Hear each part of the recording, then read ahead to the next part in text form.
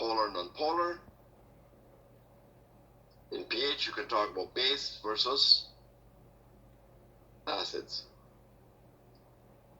In this example here, we saw that amino group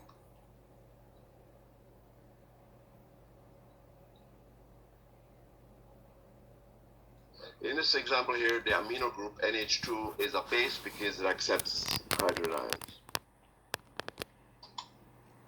It's accepting hydrogen ions. In this example here, carboxyl group was an acid because it gives up hydrogen ions. Becomes negatively charged. And the rest are polar. For example, in the case of, you see here with the sulfhydryl group, that's polar. And it's polar because sulfur has is more electronegative than hydrogen. Now, at high pH, it can ionize. Normally, at the pH of the cell, it is usually polar, which means that it can form hydrogen bonds. However, at high pH, in other words, OH, etc., a lot of base. High pH would be a lot of base, very alkali. It would give up the hydrogen ion and become ionized.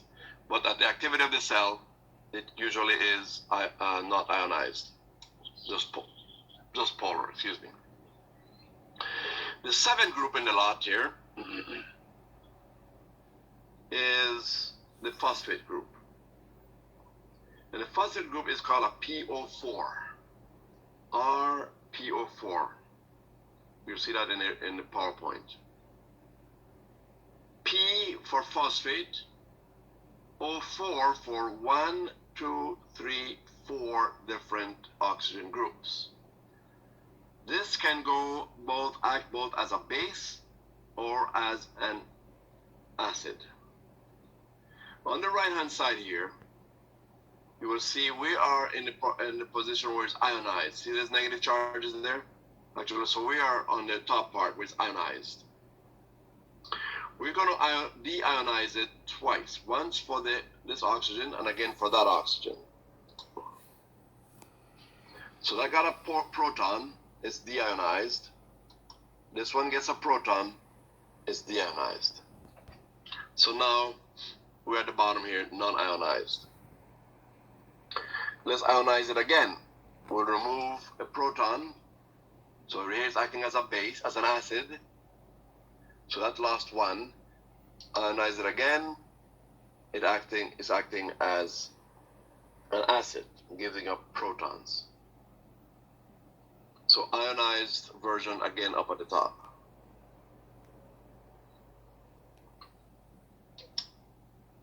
It picks up protons, it's acting as a base. It picked up proton, is acting as a base.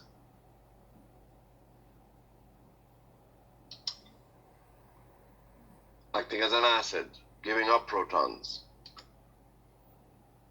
Acting as an acid, giving up protons.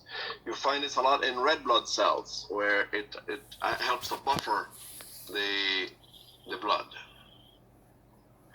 Also, it's part of your adenine or ATP actually. There's 1, 2, 3 phosphates. Notice this has 2 charges here because this would have had 2 also, except that this one is sharing an electron here. But these negative charges you will see are responsible for what you see in the charges of DNA. DNA has phosphates in it also, has a phosphate backbone. That's negatively charged. This is energy, ATP energy.